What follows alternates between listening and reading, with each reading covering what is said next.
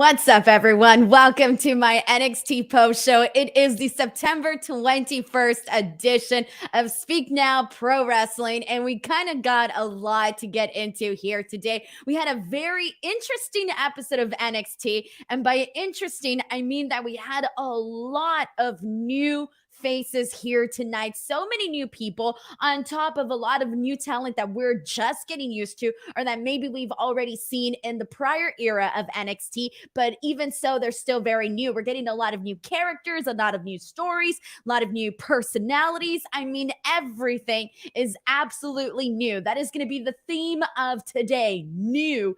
I kind of found myself feeling just a tad bit overwhelmed, and by that I mean there was a lot of faces that I clearly did not know.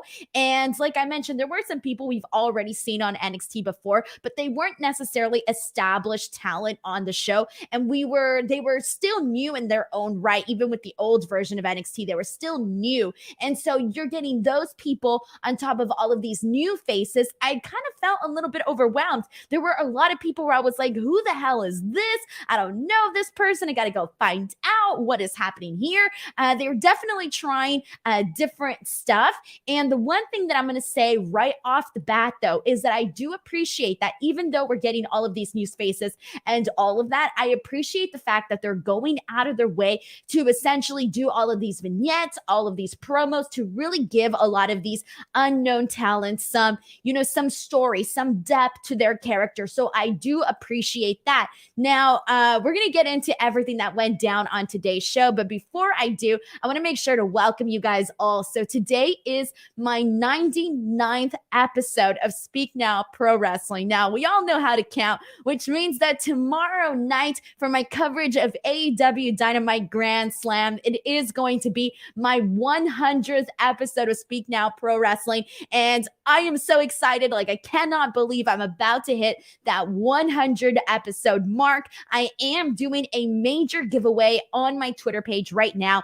If you want to enter that giveaway, head on over to Twitter at _ Denise Salcedo and make sure to enter, because I'm giving away a $100 Shop AEW gift card in honor of 100 episodes. And the winner will be selected at random and announced on the actual show tomorrow. So that is going to be really, really cool. But let's see what we got in here, guys. We're getting so many different comments today on how people felt about NXT, and I'm going to go through a couple of these. A friendly reminder, if you want to make sure your comment, question, or statement gets read on the air, you are more than welcome to send in a super chat, but I do read other comments aside from super chats as well. So let's get into this. I'm curious to see what you guys felt about today, because here's the thing. Let me start off by saying that I didn't hate this episode of NXT whatsoever. Like, I didn't mind it. I like the idea of having all of these new people on here. The only thing that I did feel was just a tad bit overwhelmed. But we got a comment from Troy Butler in regards to tonight's show. Says, I'm more optimistic after tonight's episode than I was after the debut episode. I love how there are so many new intriguing characters and interesting stories being told. Now, I do want to touch on something else right away, because Troy's comment just reminded me that I wanted to say this on the show. The one con that I have to, one of the cons that I have to throw out there immediately is, if you notice, when I kicked off the stream, I said that I like that they're giving these new talents characters and personality and all of that, right? And Troy Butler here brings up the interesting stories being told and the new intriguing characters. Now, the one thing that I do definitely have to criticize, because it was very noticeable throughout this entire show, is that the in-ring quality is not necessarily there with a lot of these people. And this is obviously going to be something that has already been talked about, because a lot of these people are new talents and aren't necessarily great workers. And we have discussed this before in the past, but it was more noticeable today because they're doing a lot of really quick matches that don't really mean anything. They're really just, here's this new person, here's a match, and that's it. And the matches are really quick. They're not really that great. And it just, like, that's the one thing that I'm not feeling right now, is that we got too much of that. I don't mind a little bit throughout the show, but I kind of felt like, almost aside from like the main event here tonight and obviously the Roderick Strong Kushida match, I kind of felt like every other match was just this quick, here's this person, move, winner, and that's it. So I do, and that's the thing, is that one of the reasons why people obviously like the old version of NXT was because that in-ring caliber was there. And right now we're just not getting that with this NXT 2.0. It doesn't seem to be a priority. It seems to me like the priority is really right now just giving these people new characters. But as I'm watching the show, I appreciate that. But I do want to see better in-ring work throughout the entire show, because at the end of the day, a lot of us are tuning in, obviously, for the wrestling. So that's what you want to see. But we'll get into that just a tad bit more. Thank you so much to Troy for getting that comment going there. But we got people basically saying that they're sold on Braun Breaker. Definitely sold on Braun Breaker. I mean, I was already sold on him, since last week and all of that. Obviously, everybody's just really criticizing the name. But if they would have just left the name Rex Steiner, I don't think very many people would have been complaining whatsoever. And all right, let's see. I'm going to go through a couple more comments here. We got so many different thoughts on what people are saying. We got a comment from Aaron Fernandez who says that NXT 2.0 is getting edgier already. Jeremy Jimenez says they really enjoyed the episode overall. Not all feels that the bar is set very, very low. And let's see. We're going to get some more. We got a comment from Pomi Wrestling who says, aside from the main event and Odyssey Jones squash match, I was really bored throughout this episode. I felt like watching a worse version of Dark with commercials. Interesting. Well, that's because I'm telling you, there wasn't necessarily a lot of good wrestling on this show. And there have been some not so great episodes of NXT in the past. But the thing is, though, that they had a lot of good wrestling. So even though they didn't have a lot of stories and a lot of, character development on the shows, they did have a lot of good in-ring wrestling. But now it seems like they've obviously completely shifted and focused more on the personality and the characters than they are the in-ring stuff. I do wish that there was more of a balance, but what can we expect when we're getting a lot of people who are not yet as experienced in the ring, which we've talked about plenty before here. Ultimate Bulldog says, I think the show was okay, nothing special. Didn't hate it, but there was so much green guys and things feel empty generally besides a few things. Yeah, I feel the exact same way. It's just like we're going to have to get familiar with all of these people. And that's the thing, though, is that a lot of people liked NXT because they liked the in-ring quality. That is a facet of NXT that I think NXT still needs to have.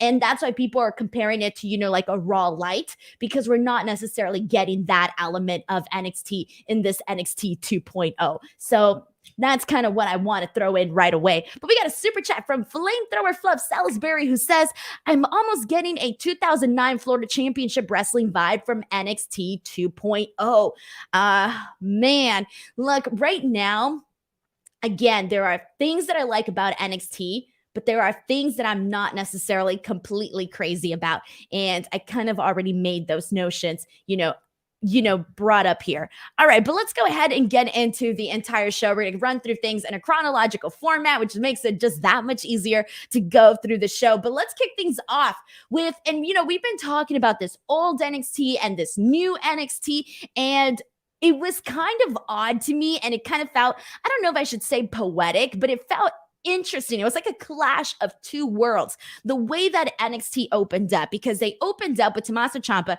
who just became NXT champion for the second time, and he's coming out here, and he has his belt. He's cutting this promo about the new NXT. And Tommaso Ciampa is somebody who literally, when you think of some of the top guys in the old NXT era, you think of Tommaso Ciampa. So having him in the ring with the belt, with the NXT championship, but then having all these guys behind him.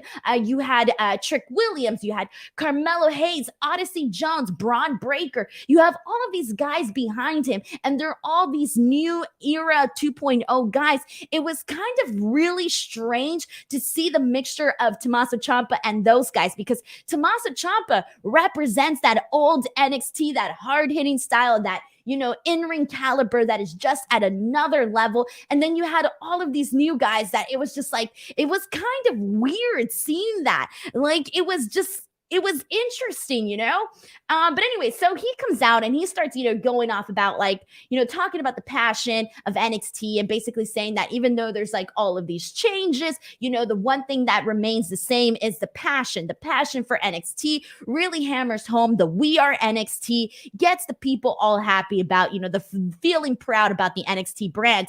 And there is a moment where he says, and this is kind of where I lost him. So I was kind of like, all right, like this isn't necessarily the Ciampa that I was expecting during this opening promo. But then he says that NXT 2.0 with him now as champion makes this the A show. So according to Tommaso Ciampa, NXT 2.0 is the A show instead of Raw and Smackdown. Now, immediately I was kind of like, I was with you until that point because we all know that's not necessarily true whatsoever. So I kind of wasn't really feeling that line. But then I started to think about it. And given the fact that he's the champion, given the fact that this is the brand that he's on, and I know all of these changes are not necessarily ideal just yet, he has to say that. He has to believe that this is the A show with him as champion, with him essentially being the face of the NXT division. He should be saying that this is the A show, even though it felt very, very far-fetched and a lot of people really don't buy into it. He still has to say it because at the end of the day, he is the champion to NXT. So, I mean, like, it was what it was, guys. It was what it was, but we got people saying here, we got a couple people saying that they liked this line, and this is a comment from Aaron Fernandez who says, Ciampa just blew fire into everyone's motivation for NXT 2.0 fans and performers. He did a great job of getting everybody absolutely hyped up for this show, so that was a pro in this, definitely. We got a comment from A Shock who says that Tommaso Ciampa did an interview saying that it would be the A show in 3 to 6 months. Oh, I didn't see that. I did not see that interview, but I remember my interview with Tommaso Ciampa, and I was just like, and I said this when that interview first came out, he had a very interesting outlook on his position on the NXT roster. He had a very interesting perspective as to how things work, how things are decided. It was very interesting, that conversation that I had with Tommaso Ciampa. And so kind of seeing now everything that's happening, it all makes sense why he is that guy that's essentially being put in this position to kind of, incorporate this new era of NXT. He seems like the guy, the right guy to do it with. And again, having done that interview with him, that's the reason why I feel this way. And this is a comment from Drew Scott who says, I think we've all gotten spoiled by the old version. NXT 2.0 is obviously going to be used as a way to develop these younger guys, similar to any minor league team. And alrighty, guys, we're going to go ahead and move on. Actually, we got a couple more things to talk about here because there was still a little bit more that went down in this opening segment. It kind of went in many different directions after this. So we essentially had, after Tommaso Ciampa says the whole the NXT 2.0 being the A show and all of that, and he then gets interrupted by Cameron Grimes. Then Cameron Grimes gets interrupted by LA Knight. And there was a really hilarious moment during this where Odyssey Jones makes fun of LA Knight for losing 2 times in a row on the same night last week. So I did think that was a really good moment for Odyssey Jones. But anyways, we had Ridge Holland and Pete Dunne coming out. And Dunne tells the guys, he basically sees a bunch of geezers that are all afraid to throw the first punch. And then immediately after that, all of these guys begin brawling. And then you see Braun Breaker take the reins, and Braun Breaker essentially challenges Pete Dunne and Ridge Holland to a tag team match in which he would be teaming with Tommaso Ciampa.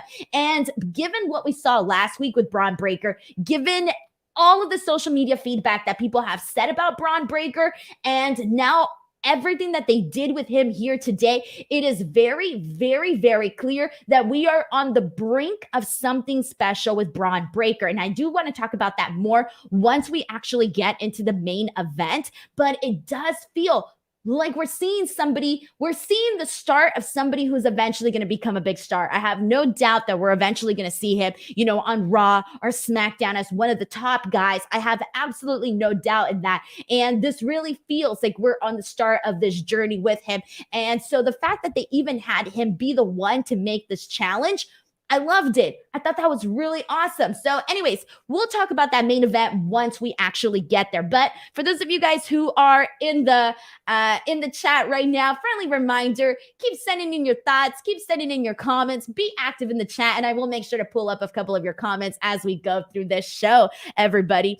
Alrighty, guys, and let's go ahead and continue on. I do want to point this out, though. Thank you so much to William, who says that Braun sounds like his dad.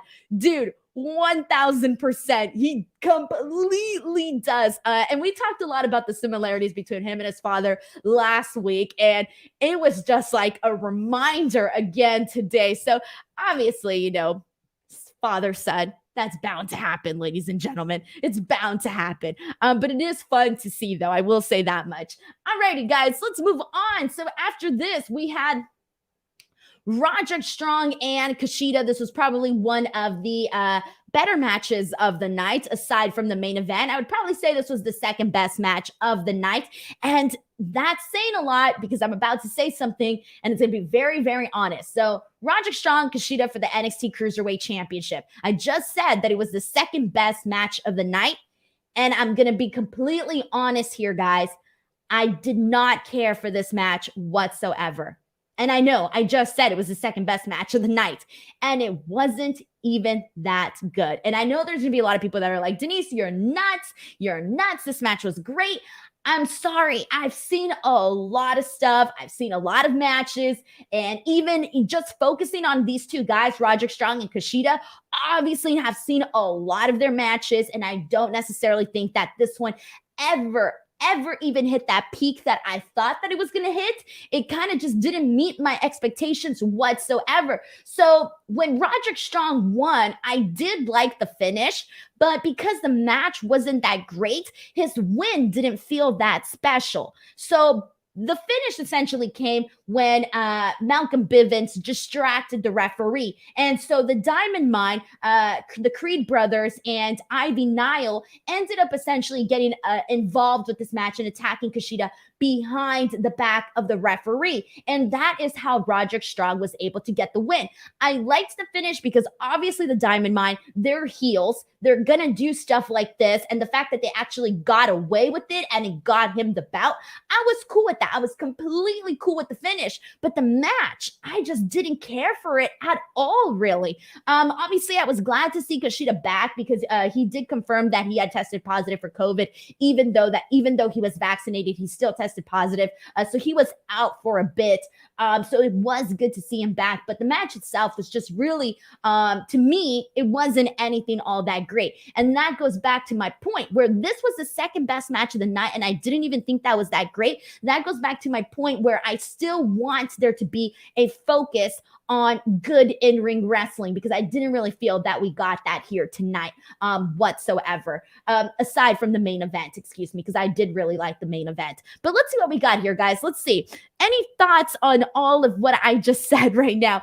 So we got a couple of super chats. Thank you guys so much. This one is from Young Boy who says, give Ike Manjiro more TV time. Dude, I've been a fan of Ike Manjiro. I know that he's this like goofy, type of character. So what? I'm digging it. Cameron Grimes is also this goofy, type of character. And it works for Cameron Grimes. If you have the personality, if you have what it takes to be that person, I think it could definitely work. And Ike Manjiro, based on what I've seen from him on NXT, he has been connecting with the audience. Even though they treat him like a jobber, he still connects with the audience because of that like very, very lively personality. And he did have a segment later on in the show where he did this, he had like a vignette where he was showing his jackets, and I didn't realize how many of these jackets he legitimately has. I'm looking at them and he has a jacket for a blazer, jacket, whatever, for every single thing. I loved this. I thought it was absolutely nuts. It was bonkers, but I was here for it. I liked the creativity. And that's what I said at the beginning of the show. I like the creativity with the vignettes that they are doing on the show because we'll talk about this more later, but they're actually going out of their way to find cool settings, to, make sure that the editing looks different on all of these vignettes that they're doing to really fit into the characters. I'm really digging that aspect of NXT. And we got to see that with Ikeman Jiro here today when I thought he was going to do a closet tour. I was like, hell yeah, we're going to get a closet tour with Ikeman Jiro. They gave glimpses of his closet, but it wasn't actually a closet tour per se. But either way, yeah, I like Ikeman Jiro. We got a super chat from Christopher Moreno. Thank you so much to Christopher, who says, this is when this is no longer my NXT match, was way too short, felt like a Raw match.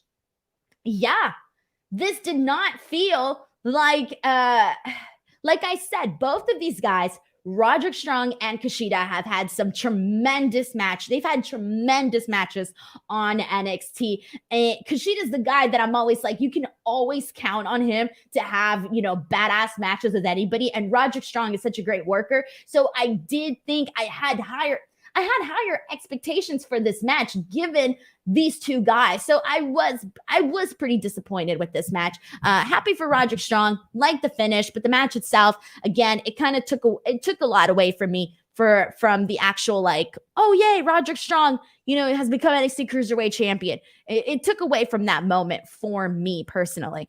And Mass 69 points out, strong style or style strong. So I forgot to mention this in the Ikeman Jiro vignette. He mentioned something about strong style and how he used to do strong style, et cetera, right? And then he hits us with, now I do style strong. And I'm like, what the hell? Oh my God. It was so goofy. But because Ikeman Jiro sells it, it came across as pretty darn hilarious. I know people that probably, if you're not into this goofy type of stuff, you won't like this thing with Ikeman Jiro, but I personally cackled at the whole style strong comment there. And we got Sam 3 who says Jiro for 24/7 champion. Dude, Ikeman Jiro is perfect for that. Really is actually. And let's see what else we got here. We got so many different stuff. We have so many different comments here. Pony Wrestling says this episode of NXT felt more like main roster than this week's Raw did. Yeah, you know what?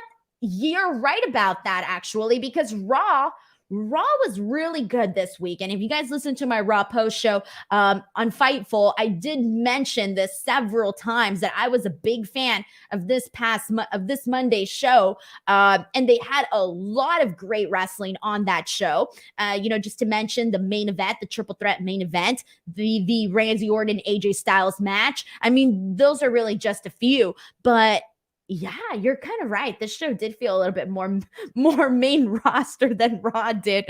Oh man. And alrighty, let's see. Jeremy Jimenez has a prediction saying half of the IWC will heat on this goofy Jiro stuff. Well, from the looks of it, based on this chat alone, a lot of people seem to be digging it for what it was. We got PH Friction who says Jiro was comedy gold at the wedding too. He was pretty funny at the wedding too. I agree. We got Ultimate Bulldog who says Strong and Kushida are top tier wrestlers as well. In my opinion, they should have gotten 20 to 25 minutes. I agree, especially for this title match. And they included a lot on today's show. They really, really did. So I kind of feel like they're maybe trying to get away from doing these really long matches. At least that's kind of the message that I received here tonight. I kind of felt like they were moving away from that. I hope they don't, because I do think that if this match would have been maybe just a little bit longer, it would have eventually hit that peak where you're thinking, all right, this is a really good match. But I never got there for that match. Never got there for that match. Alrighty, guys, here we go. Let's go ahead and move on. I think I pretty much got everything I wanted to get about the Roderick Strong Kushida match. So I'm going to move on to Grayson Waller. So Grayson Waller, immediately afterwards, he comes out following this match. And there was, I don't know. I haven't decided how I feel about this. All right. So Grayson Waller comes out and he basically says that, NXT 2.0 is a straight up jungle. He then says that he was built for the jungle, and he says he doesn't want to sit back and wait for an opportunity. So he challenges Roderick Strong to a title match for next week. And here's where I'm a little bit torn. So I like the idea of him coming out and asking for this opportunity. I like that. I'm here for that. I've never been against that. I like people coming out and wanting the challenge, wanting and going for it. But at the same time, I was just like, man, I don't really know anything about Grayson Waller. Like, based on somebody who watches NXT every single week, it's not like we really know anything about him to essentially be for him to be going for the title. So for me, it was kind of like, yeah, okay, cool, but at the same time, who the hell are you? And okay, so let's go through this really quickly. On his page right now. And there you go. He's only had one match on NXT. That's why I couldn't even remember. I was like, what match was it even? It was a tag team match on the August 24th edition of NXT. It was him and Drake Maverick against Fabian Eichner and Marcel Bartel. Okay, that's when I thought they were going to do something with him and Jake Maverick. It kind of seemed like they were going to be an ongoing team, but that's quickly obviously gone away, since it looks like Jake Maverick is now, no longer part of NXT. So for me, it was kind of like, yeah, I'm happy he's going and he's challenging for this belt. But again, I feel like you gotta, earn it. You gotta get there first. Like, this guy's literally had one match on NXT. That's literally it. So again, it just feels too soon. It feels too soon for me. And also, thank you so much to A-Shock for bringing this up, because I do have to add this as well. A-Shock says they did forget about Kushida too quickly. That is sad to hear. So in regards to what I saw here tonight, and I know this is just me making an assumption, but it does not look good right now for Kushida. In my opinion, he lost the bout. All right, cool. That's it. I just feel like, based on what the changes that we're seeing on NXT, it does not look promising for Kushida right now. Now, I don't know what that means. That's just how I felt after seeing this match and seeing everything that went down. I don't know if there's really a place. Let me rephrase that. I don't know if they think that there's a place for Kushida on this new NXT 2.0. So we will see. And let's see what else we got here. This one's from Pomi Wrestling, who says that Grayson Waller was on 205 Live and was a really good heel. Don't know why he was cast as a babyface. And yeah, so 205 Live, he's definitely had plenty more matches on 205 Live. Matches against Ike Banjiro, Leon Ruff, Ari Sterling, Odyssey Jones. Most recently, he had a match against Andre Chase, in which he defeated him, and also a match in which he lost to Joe Gacy. So he's definitely been doing, let me see, 1, 2, 3, 4, 5, 6, 7, 8, 9, 10. He's had 10 matches on 205 Live. So not bad, but again, how many people watch 205 Live? I don't watch 205 Live. So I'm basing this off of just what I know about him from NXT television, not essentially what's going down on 205 Live. If I would have known, if Pomi Wrestling wouldn't have sent this in, I wouldn't have even known he was a really good heel on 205 Live. I don't watch 205 Live. So thank you to Pomi Wrestling for filling me in there. Let's see what else we got here. This one is from Matt Hensley, who says, last week was my first time watching NXT, and I was feeling very iffy about watching the next show after that episode. Still not sure how to feel about it. Again, there's a lot of pros to this. There is a lot that I'm liking on this new NXT. I've mentioned it. For me, my only gripe here is that I don't want the caliber of in-ring wrestling to go down. But it feels, and based on the changes, it feels like that is happening. At least just based off of tonight. Keep in mind that we're literally barely on the second episode, the second week of this new NXT 2.0. So we'll have to wait and see, but it feels like that's what's happening right at this moment. And alrighty, oh man, Joseph Babula says Kushida's going to be chasing Reggie on Raw next week. Oh my God. I hope not. Yeah, I hope not. I don't think so. Like, I don't think so. Maybe I'm exaggerating, but man, after tonight and based on what we're seeing on this new NXT, again, I just don't know how promising things are looking for Kushida right now. I do not know. I do not know. And let's go ahead and move on, everybody. All right, I hope I got everything that I wanted to read from this, but let's go ahead and move on. All right. We got another vignette about Tony. The same one that similar to the one that we got obviously last week, where he's talking about being an amateur wrestler, and he essentially kind of talks about his family, and how his father says that family is important and business is important. And then he says, I want to add one more thing to this, and the other thing that's important is my success with WWE.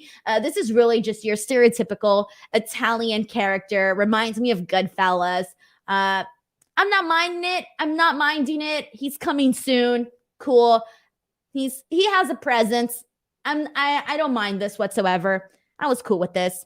And Brandon says that he likes this Tony guy and sees potential. Again, I didn't mind it whatsoever. He had a personality. He has presence when he's doing these promos. So I'm digging it so far. Really digging it so far. And we're going to get into here we go. This is leading us right into this. This is a comment from Rated C, who says, I'm not feeling this team of Brooks and Josh. So I wasn't feeling this team either. And I'll be honest with you. I was not feeling them last week. I really was not. Like, I kind of just didn't care. Like, they were just there for me. However, I will say this. I kind of was a fan of what they did here today. So we essentially have Josh Briggs and Brooks Jensen basically saying how they became friends, how they met. And they have them on screen talking directly to the camera. And I like this, okay? So I got to say, because normally you would just get them like talking to the camera and telling the story, right? Okay, but they kind of added an extra layer to that for this. Instead of just having them directly talk to the camera about how they met, they incorporated like a video, a bar fight video, because essentially they met when they got into a bar fight with one another, and that is how they became friends. And they showed the actual fight, the actual bar fight, and you know how it all went down. So I kind of like that. I thought that felt new, because obviously this was a past story that they were telling, but they were actually showing the footage of it. So for me, it kind of added so much more personality to these guys, because when I saw these guys last week, I thought, I'm not necessarily all that impressed, like they were just there for me. Like when I saw the Creed brothers, I was instantly sold on the Creed brothers, right? I didn't feel that way. And even like Trick Williams and Carmelo Hayes, when I saw them, I was completely sold on them, and not a lot of people were, right? But with Josh Briggs and Brooks Jensen, I was kind of like, oh man, they're kind of dull. But then today, when they just did this simple, story, it just added so much more to them. It gave them more personality. Again, more of a story. And I care more today about them as a team than I did last week. So you know what? I call that a win, guys. I really do. And given the fact, again, that I said this is the one thing that they are getting right with NXT 2.0 is the fact that they're actually giving these people personalities. All right. Some of these may be a little bit far-fetched, which we will get into, because not all of these ones are working. We will talk about some that were kind of a failure. But for the most part, I didn't feel that this one was a failure. And let's see what else we got here. Okay, I think a lot of people. Okay, Pummy Wrestling says bar fighters, a mobster, a university teacher. What's next? A superhero? We have a superhero. What do you forgot about Nikki ASH? She's a superhero. We already got the superhero. Yeah, we already got it, guys. Someone says Nunzio 2.0. There you go, Tony Nunzio 2.0. I was a fan of Nunzio, by the way. I was a fan of him. Like, seeing him back in the day, I was a fan. All right. Anyways, let's move on. Oh my gosh. I do want to read this comment. This one's from Josh Bowen, who says, Bruce Pritchard busting out the box of gimmicks. LOL. Yes, this like Italian mafia Goodfellas character screams Bruce Pritchard very, very loudly. It really, really does. So thank you for making me laugh there, Josh Bowen. And alrighty, here we go. William says Trey Baxter hinted a superhero role. We'll talk about that in a second. We will talk about that in a second. All right, let's move on. All right, so after this, we had a match between Kaylee Ray and Amari Miller. All right, I feel so bad. I did not remember Amari Miller at all. When she came out, I thought this was the first time we were seeing her. I was like, who the hell is she? Oh my God, this is another new person. I don't know who she is. Whatever, right? She's appeared on NXT. I had to check. I was like, what? She appeared on NXT? She appeared on NXT recently. I completely forgot. She lost to Gigi Dolan. She lost to Mercedes Martinez. And then aside from that, we've been talking about 205 Live. She's had a couple of matches. She's had 2 matches on 205 Live. But I completely did not remember her appearances on NXT prior to this. I completely thought that she was somebody new. This was a fast win for Kaylee Ray. She hit the gory bomb. She got the win. Quick match. Kaylee Ray has been on a 3-match winning streak. She's had defeats against Valentina Feroz, which really was just an easy win for her. And Ember Moon, okay, cool. I mean, it seems to me like they're doing something, a little bit of something with Kaylee Ray, like they want to do something with her. Maybe they'll push her, eventually to that NXT Championship, Women's Championship picture. That seems very, very likely as the weeks progress. But I just don't know. Like right now, like I just think that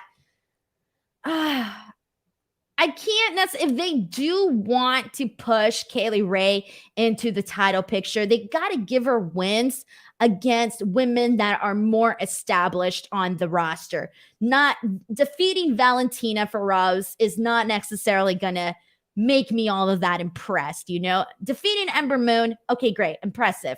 But they got to definitely, defeating Amari Miller, again, I didn't even remember who she was. So for me, I think they got to give her wins against girls that are a little bit more established. That is the other thing, too, that I've been noticing, that they're pairing like all of these people that they want to push against people that we don't even know, and they're having those people win. So it does seem very, very similar throughout the show, too. So I do have to point that out as well. But either way, good for Kaylee Ray. Let's see what people are saying here. And A-Shock wants to know if Raquel and Frankie were pushed to the background in that segment. So we are seeing that. We were supposed to see that match, last week. We are now seeing it next week. Raquel and Frankie. That's going to be happening next week. And so let's see what else we got here. I'm going to go through a couple more comments and let's see if we have anybody. Someone wants to know what happened to Zeta Ramir. You are right. What did happen to Zeta Ramir? They were pushing her for a while there. Did I forget something? What is going on with Zeta? All right, we haven't seen her since June. Yeah, because they were doing stuff with Zeta Ramir. Unless I missed something. If somebody recalls anything, I don't know what happened to Zeta Ramir. I don't know if she's injured. I don't know if she's just off TV. I legitimately have no idea. But the last time we saw her, she was teaming up with Zoe Starks. Wow. All right. Yeah. And they were pushing her for a while. I recall them doing stuff with her. All right. Here we go. And let's move on from this. Someone just said she vanished. Why? She was good. I liked her. I liked Zeta Ramir. I really did like her. This is a comment from Mac Hensley who says, I'll probably watch the show no matter what because I want it to be good and I know it can be. The matches need more time. I left for a few minutes at the beginning of the match and missed it all. That's the thing. And I've said this so many times, like I want NXT to be good. Like when these changes were made and everybody was like trashing the new colors and all of that, I was just like, oh my God, why? Like I want NXT to be good. And I think that the NXT fans want it to be good too. Like people liked NXT for a reason. It used to be cool to be an NXT fan. Let's bring that back. I want it to be cool again to be an NXT fan. Oh my God. All right. Someone also brings up, where is MSK? Where are all these people? Where are they? Jeremy Jimenez says having established talent beat up and coming PC people is exactly how they used to run NXT like back in 2015. But for me, like I get it if you do it once or twice, but if you're just gonna keep doing it, like you can't do it with every single person. Like you gotta move things around, man. You gotta move things around. All right, and here we go. Oh, William has a really good question. Says, Denise, who was the guy walking with the two women and did the whole skit outside? No idea. No idea. Legitimately, no idea. I don't know. I don't know. That's what I mean. We saw so many new faces. I legit was like, what the hell is going on here? I don't even know these people. And commentary didn't even mention any names or anything like that. I'm sorry that I am not more help here. I really am. Oh my God. And we got a comment from Clint Domingue who says, I've enjoyed the last couple of weeks. It has a new feel to it. And I honestly like it. Give it some time to breathe and it'll be a ton of fun. Yeah, like I said, there's a lot of pros on this show. So hopefully we'll move on. Okay, we got a couple people who had some people think that it was Lash LaRoche. I'm not too sure. I'm not too sure. I'm sorry. I don't know. And someone says Zion Quinn. I didn't know these people, guys. I'm sorry. I'm out on this one, guys. I am out on this one. All right, let's move on. So after this, we had a backstage interview with Braun Breaker, with Mackenzie Mitchell interviewing him. And he's basically, excited to do this tag team match with Tommaso Ciampa. But what we've been seeing since last week is that there obviously is this tension. And we see more of it later on, but it's very clear. Braun Breaker has a plan. Braun Breaker has his eyes on something. And we all know what it is. It's Goldie. All right, moving on to people that we don't know. Dante Chen making his debut here today. They billed him as the very first Singapore-born competitor. Apparently, he was selected from these tryouts that they had. I believe they said like 1 out of 40 people. I think he was 1 out of the 40 who got selected. If I'm correct, that's what commentary said. And this was a really quick win. He transitioned from a cradle into a guillotine choke bomb, and that is how he got the win. Really fast match. Defeated Trey Baxter, BTW. So Trey Baxter is somebody that we have been seeing on NXT for a little bit, ever since the breakout tournament. And he seems to me like he's not necessarily somebody, in my opinion, based on what we've seen, that they necessarily have a lot of plans for. I don't really feel like he's going to be one of those guys that they're pushing, at least right now. It doesn't really feel like they plan on doing much with him because he has literally already had losses against guys like Ike Manjiro, Ridge Holland, which is understandable, Odyssey Jones, understandable, and then Andre Chase. And then he lost against Dante Chen, who just made his debut here today. So I kind of felt like, are they even doing it? Like, he just seems like he's just there for me. But then later on, they had this backstage moment where it's revealed, I think he has a girlfriend now. He gets a kiss. And I'm thinking, all right, they're going somewhere with this. This gives them some credibility. He just got a kiss from a girl. Great. Good for Trey Baxter. But there's really nothing there. There's nothing there. Let's see what else we got here. We got a super chat from Brandon Charles Powell who says, I feel like NXT 2.0 is like when I moved into 4th grade and had to go to a new school and I didn't know anyone. It's exactly what it feels like going into a new school and not knowing absolutely anybody. I watch NXT every week. I talk about NXT every week. And I was watching the show thinking, who the hell are these people? I felt like I was watching a show I'd never seen before. I felt like, when you're watching a new show and maybe you're watching it with a friend and they've been watching the show for a while and you have to ask them questions. Man, I was really hoping I had somebody there to give me all of the information because I didn't know what was happening. I didn't have anybody to ask questions to. That's what it felt like. Thankfully, Google was my friend during this. Thank you, Google. But thank you so much to Brandon Charles Powell for sending in this super chat. Really, really appreciate it. And Jake Larson says that they are dating in real life too. I did not know that. I don't know much of Trey Baxter's outside life whatsoever. And let's see what else we got here. Bummer Wrestling sends ready for a nearly a superhero Trey NSH. Jeremy Jimenez says Trey Baxter and Cora Jade go out in real life, and they apparently are putting that relationship on TV now. Dang, if it gives them something to do, might as well, right? It seems like NXT is definitely not afraid of shying away from the romance stuff, as we all saw with Index, Indy, and Dexter, and all of that.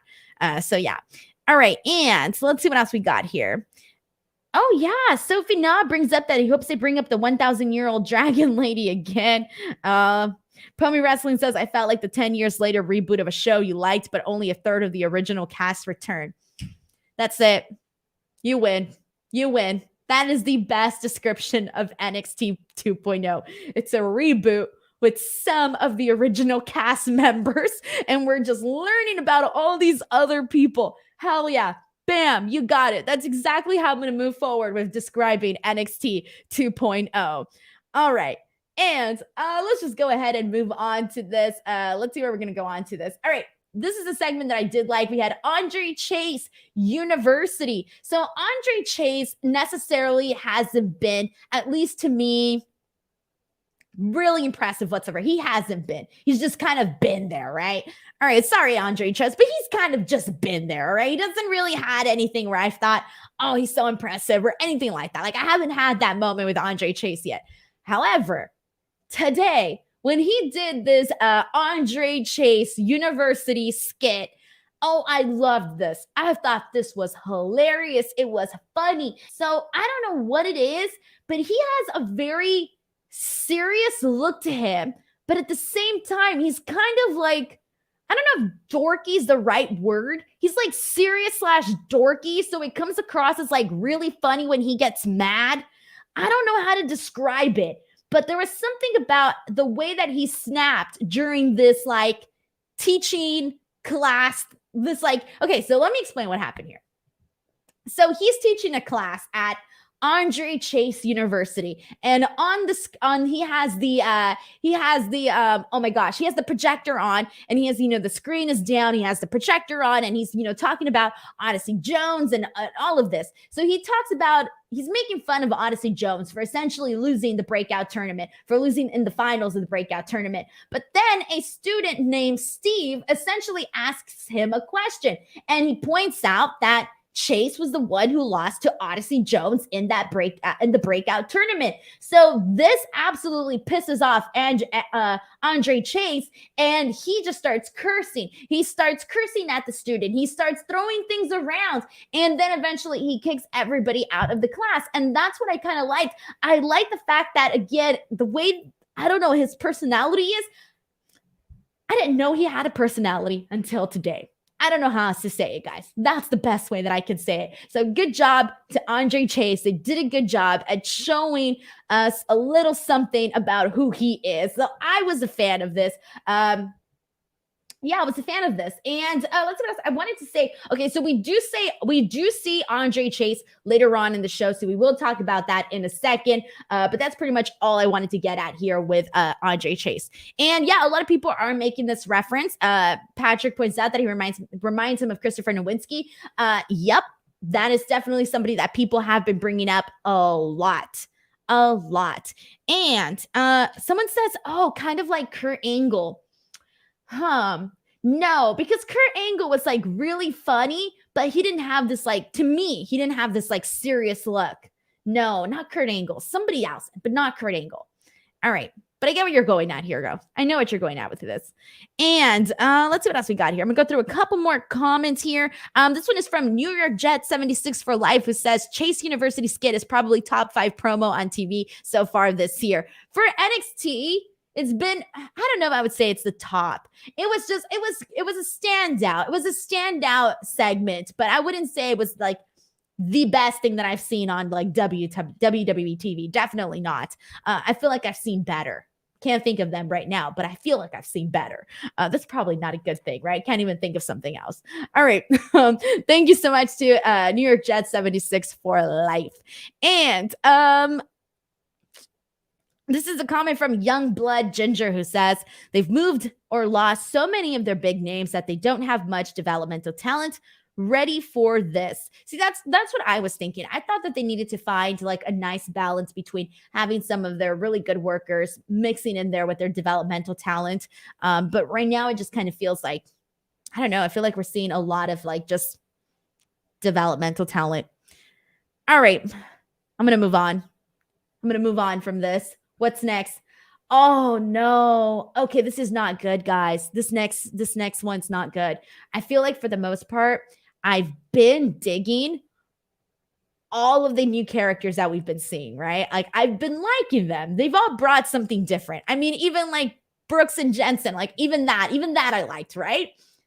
This next one was terrible. So terrible. Oh my God. All right, Joe Gacy. Sorry, my friend, but this was not good.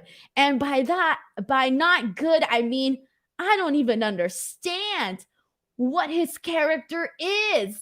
Like, everybody's so simple, right? Like, everybody's so simple. Joe Gacy comes out. He's sitting on a chair, looking like he's on his lunch break. I kid you not. I kid you not. Guy looks like he's on his lunch break, with his shirt and his pants, and he's sitting down. Looks like he had to bring home a sandwich from work. Looking all depressed, right? Like, I've looked like that before in the break room of like my old jobs, like being all sad and depressed because I'm on my 15-minute break and I'm just sitting there being all bored and hating life because I hate my job. That is exactly what Joe Gacy came off as when he was sitting there. But anyways, that's not even the point of this. The point of this was that I didn't even understand this promo, okay? And if somebody here did, you're brilliant, because I didn't understand it. He comes out here and he basically says, quote, "I come from a place of conflict resolution where I don't need to use my male privilege to get what I want." What does that even mean? And then he says that he understands life is not fair. He believes that people can achieve unity and tolerance, and he believes in peace. And then he says that you can achieve peace in the safe space. I don't get it, guys. I'm sorry. I do not get it. At first, I thought, is he doing like a feminist angle? Is he doing like a anti-pro? I don't know what he's doing, okay? And then he started going into the safe space stuff, and I was like, is he doing a different version of what Dan Lambert does, but like a completely different version? And then he kind of kept talking, and I was like, bro, I don't know what you're talking about. And this, like, even though I think like the whole safe space thing, I almost feel like, to me, this was a heelish promo, okay? It's clear to me that he's a heel, even though he's saying that he believes in peace and unity and apparently doesn't use his male privilege. This still came across as a heel promo because it almost, I think I understand. I think what I understand from this is that he's mocking the safe space stuff. I don't know. I don't know if he's mocking it or if he's not mocking it. You see what I mean? I don't know what happened here, guys. Please, somebody explain to me what is happening here with Joe Gacy, because I don't get it. I don't get it. Someone says that, James says that he's a meta sarcastic version.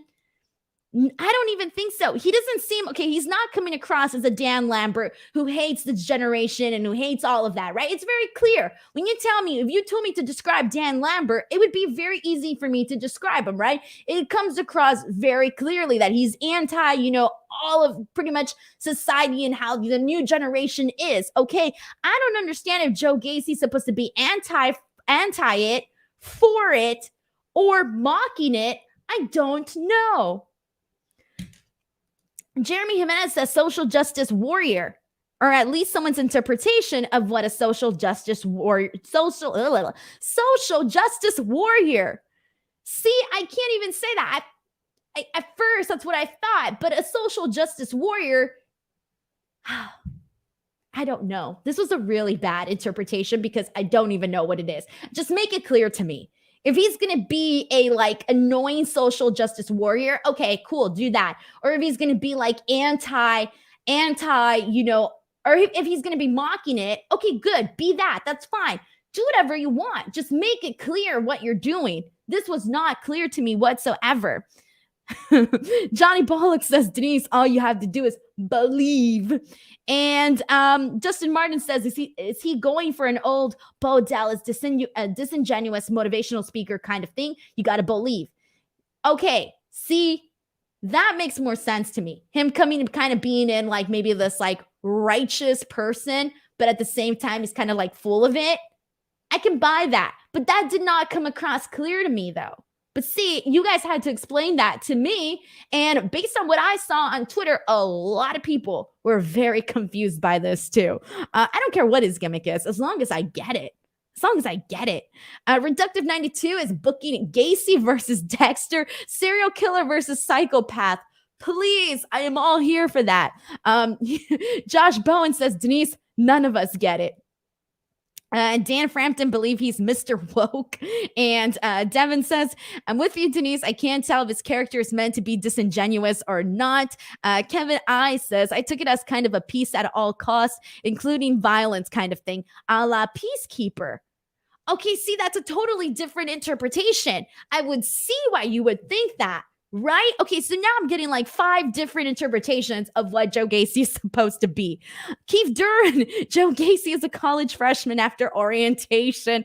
Oh my God. John Bain, he's basically the PC principal from South Park. Stop it. Okay, people are pretty much asking the exact same questions, guys. We do not know. Sam 3 says Cody Rhodes tried this and it failed. Well, I feel like his was a little bit different. His was more like, I don't know, Mr. America or something. I don't even know what to call it, guys. Oh my God. All right. So clearly we all got different interpretations of what this is, but I think we can all agree that Gacy needs a hug. All right. So after this, look, I buried this promo, okay? But what I'm not going to do is I'm not going to bury the guy's in-ring work, okay? Joe Gacy versus Cameron Grimes. This was a fun little match. Cameron Grimes eventually got the win with the double stomp to his face. But what we did see from this match with Joe Gacy was really good athleticism. I liked what we saw from him. In-ring wise, I was a fan. So I'm not here to bury Joe Gacy because I was a fan of his in-ring stuff. Everything else didn't make sense. All righty. They do a quick vignette of Von Wagner. He's working out. I feel so bad for Von Wagner. I almost feel like, I feel bad I said this last week like a million times, but I still feel bad for Von Wagner because, again, last week he was put in a really iffy spot. But this week he's working out. We got a nice vignette of him flipping tires and all of that. That was fine. Alrighty, here we go, guys. Elektra Lopez versus Anna Shear. This was another quick match. What I want to say here is that I thought that they made Elektra look really strong. Good for her. Anna, really adorable, really cute girl. I think she's definitely going to get over once they actually have her, you know, whatever her character is, because right now I still don't know what her character is. But once, you know, they have her coming out, having her actual matches, having given her, you know, a full-on character and, you know, get to see her in-ring work, I do think that people are going to like her. Like, just based off what I saw today, I was like, she's got a really great look. Alrighty. And, let's see.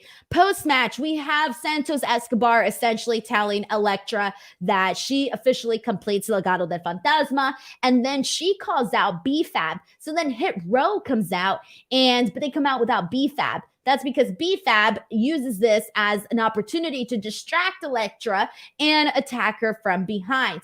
I like the story. I like this like female like grudge between these two very different girls who are just wanting to kill each other. I love it. But unfortunately, we haven't really seen much of either of these two girls when it comes in-ring stuff. B-Fab did not have a really good match last week. Everybody has talked about this. It really exposed her a lot.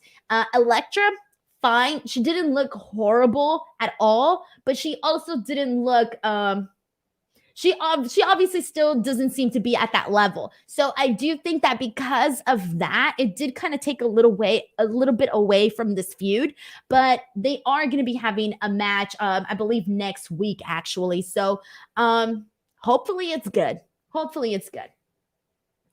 Alrighty, and let's see what else we got here. This is from Josh. He says, Legado del Fantasma is so damn good now. Them and the Bloodline, best two factions in wrestling. Dude, if Legado del Fantasma was on SmackDown with the Bloodline, oh, they would have a phenomenal story. Oh, hell yeah. It would so be there. Oh, that would be really good. I'm actually really glad that you brought this up because now that's what I really, really want to see. Alrighty, and let's go ahead and move on, everybody. So let's see what else we got after this. All right. I talked about Frankie Monet and Raquel happening next week. All right, that's happening next week.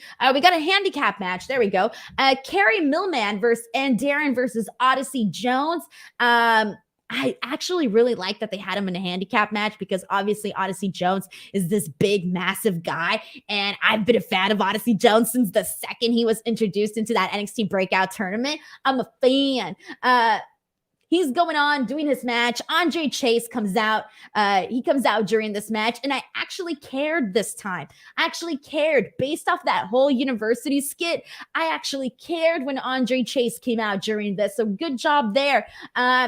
Odyssey Jones obviously wins this match. Afterwards, we get a little altercation between Andre Chase and Odyssey Jones. He gets in the ring with the chair to try to hit Odyssey Jones. Odyssey Jones ends up breaking that chair and, again, makes Odyssey Jones look phenomenal. And I actually care about Andre Chase, literally based off one segment. Then we already talked about Ike Mangiro's Closet Tour, so I'll skip that since we already talked about it. So let's get into Toxic Attraction.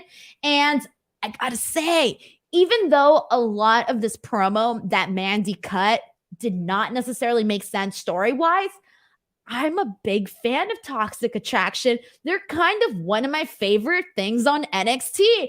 So Mandy comes out, and I love this. Okay, I love the part where she says that she was planning on being this golden goddess for NXT, but instead she decided that NXT was desperate for a woman like her. And I kind of liked the direction that she was going in, but then she kind of reverted back into something that I was just like, okay, well, this feels familiar. She basically says, she starts telling the fans that, they're never going to be with a woman like her, but that they love to look at her, whatever. And then she goes into the fact that she tells the fans that they weren't there for her when her face was beaten, when she had the face mask, that they did nothing about it, and she was ridiculed, and that it was disgusting how they treated her. And then she goes on to say that the fans treated her the same way that they treated Gigi Dolan and Jacy Jayne. Now, I do not recall. This didn't make sense to me. What did the fans do to Gigi and Jacy? I don't even know what she was talking about with this. I legitimately had no idea. I was like, what did I miss? What story? What angle? What happened? What do you mean by the same way the fans treated Gigi Dolan and Jacy Jayne? I had no idea what she meant by this. So I thought she started off very strongly. And even though a lot of this did not make sense, she had a very good delivery throughout the entire promo. I felt her energy and I felt her aggression throughout the entire promo, but a lot of it did not make sense. Okay. It did not make sense whatsoever. But now this obviously explains why they did the whole thing with her essentially being kicked in the face by Saray, getting kicked in the face and them essentially covering her face up. I get it now. I get why they did all of that now, but it just doesn't, I don't know. I thought this was a little bit, a lot of it did not make sense. A lot of it really did not make sense. Afterwards, she hands the mic over to Priscilla Kelly, and I before she gives the mic to Priscilla Kelly, Gigi Dolan, pardon me, she says, Mandy Rose says that behind this beauty is a beast ready to be unleashed. I was a big fan of that line. And then Gigi Dolan says that chaos without purpose is just an accident waiting to happen. She has some good time on the mic as well. And then we have Jacy Jayne, who basically says that they're just not pretty faces in the crowd, and they essentially want to go after the NXT Women's Tag Team titles. And then Wade Barrett has a really awkward line. At the end of the segment, he says, quote, I am so toxically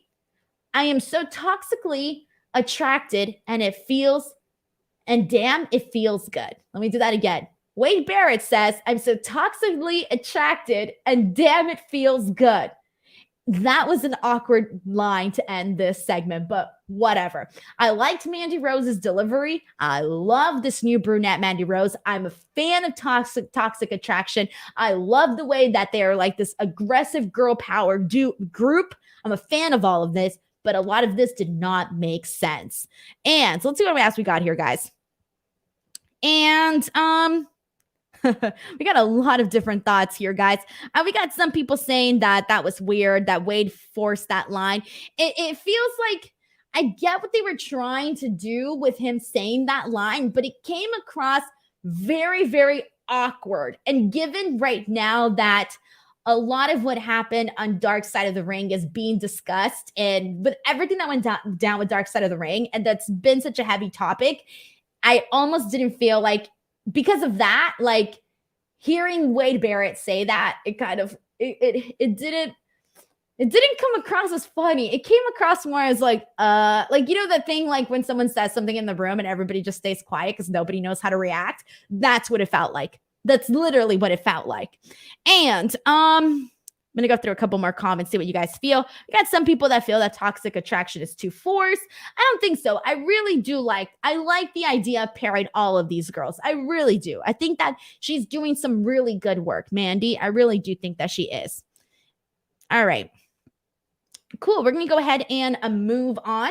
So after this, we have Io Shirai. Basically says, she tells Mackenzie Mitchell in a backstage interview with her and Zoe Starks that they accept the challenge from Jacy Jayne and Gigi Dolan, that they accept the challenge from them. And Zoe Starks kind of gets a little bit irritated at Io Shirai, basically telling her, like, why did you accept this match without even essentially getting my thoughts on this? So they've been doing this for a while now. They've been, doing this tension between both of them. So whatever. B-Fab versus Elektra will be taking place next week. We also have 3 title matches announced for NXT next week. We have the NXT Women's Tag Team Championship belts on the line. Zoe Stark and Io Shirai defend them against Gigi Dolan and Jacy Jayne with Mandy Rose. And then we have the NXT Women's Championship on the line. Raquel defends her title against Frankie Monet. That match was supposed to happen last week. And then we also had the NXT Cruiserweight Championship on the line. Roderick Strong will be defending against Grayson Waller. So let's get into the main event, ladies and gentlemen. So we had Braun Breaker and Tommaso Ciampa versus Pete Dunne and Ridge Holland. I love this match. This was definitely the best match of the night, okay? Braun Breaker was impressive as all hell. My favorite things about this match was literally just watching Braun Breaker manhandle both Pete Dunne and especially Ridge Holland, because Ridge Holland is like such a big guy. He's not somebody that, he's not a small guy whatsoever. So to see Braun Breaker sort of manhandle him, I thought that was really cool. I enjoyed that. Like I said, it feels like we're on the brink of something exciting with Braun Breaker. We then see Kyle O'Reilly come out. He gets involved, hits Ridge Holland. I believe he had like a little steel pipe or something. Happened really fast. But anyways, the referee did not see this. Ciampa and Braun Breaker are able to get the win. Braun Breaker gets the win for his team. So it definitely seems that they, like I said earlier, with everything that they've been doing with Braun Breaker since last week, it definitely seems like he is being pushed, and he is definitely going into this title match quickly with Tommaso Ciampa, because They also had, after this match, I said that there was this tension between Braun Breaker and Tommaso Ciampa. After this match, the referee is about to give the belt over to Tommaso Ciampa so that he could raise it up. But instead, there's like this weird moment where Braun Breaker kind of does like a little let me pass this to him sort of deal. But instead, he takes the belt and he kind of has like this like moment with the belt, and Tommaso Ciampa's not dumb. He notices right away. So he tries to take the belt away from Braun Breaker, and they have like this like exchange where he's like not letting it go. And so I really like that. I really like that because they've been making it very clear since last week. Braun Breaker is going for that belt, and he's finding his way to getting to it. And I like the way that they are teasing it so far. So I truly don't think I expect Tommaso Ciampa to be a champion for very long. I do think that they're definitely going to give this very soon to Braun Breaker, at least based on what we've been seeing. That is the sense that I'm getting from this. Alrighty, guys, let's see what we got here. Yes, Braun is definitely eyeing Golding up, and James says that the name still ruins it for him. It does. I'm getting used to it though, like calling him Braun Breaker. I hope I don't accidentally call him Braun Strowman someday. I probably will. I hope I don't. But anyways, Braun Breaker. Alrighty, ladies and gentlemen, there you go. That is today's NXT post show. Tomorrow is the big day. Tomorrow is AEW Dynamite Grand Slam. 2 hours of Dynamite action. A lot of good matches ready to go. There's going to be so much to talk about. It's going to be a massive show. Please come into that because that one's going to be very, very fun to talk about. Also, tomorrow is my 100th episode of Speak Now Pro Wrestling. 100 episodes. Please come in and celebrate with me. It's going to be a whole lot of fun. I cannot wait. I'm so excited. It feels really weird to say that I've officially done 100 episodes because I remember my first episode and I remember coming on here and just being like so nervous. Like I will not watch my first show that I did on here because I was so nervous. I was not proud of my first show. I'll tell you that much. I was not proud of my first show. And like every other week, like I just kind of felt like I was getting better and better, but I was still very nervous because it was a new audience and new people getting to know me and all of that. But just the fact that now I've done 100 episodes and now I know all of these new people, a lot of you guys here that come into my show that I didn't know before, and I know you guys now. And so that's been really, really great to see the show grow and, meet so many new fans and whatnot. So that's been really, really awesome. That's going to be tomorrow, my 100th episode. And then, Friday, I will be back on Friday. As you guys know, I wasn't here last week. I did do that live Q&A, which was also a lot of fun. But I will be back here this Friday to do both SmackDown and Rampage coverage. Rampage is going to be 2 hours this week. 2 hours, which means I'm going to be starting an hour later than I normally do. But we're going to be talking about 4 hours of wrestling on Friday, both SmackDown and Rampage. It's going to be nuts. All right, I'm going to read this final super chat from Joseph Babula. Thank you so much to Joseph, who says, can't watch live tomorrow due to work. Congratulations on 100. Thanks for all you do, Denise. Looking forward to 200. I appreciate you. Thank you so much for sending in the super chat. And don't worry, if you can't watch live tomorrow, you can always watch the replay or listen to the audio version. Joseph, thank you so much for this very kind super chat. Thank you to everybody who tuned in, and I will see you tomorrow for AEW Dynamite Grand Slam episode 100. Bye, guys. Oh, wait. We got a super chat. Hold on. Sorry, guys. We got another super chat. This one's from Jeff L. from the Hood, who says, looking forward to your Grand Slam review. Congrats on 100. You're awesome. Thank you so much, Jeff. For those of you guys who do not know, BTW, obviously my stream is a couple seconds ahead. So I get your chats, obviously, a couple seconds later. I don't really know what the time lapse is, but I don't get them right away. So sometimes when somebody sends in a super chat very last minute, I can miss it. But thankfully, I caught it. So thank you so much to Jeff. Alrighty, guys. That's it for today. I'll see you guys tomorrow.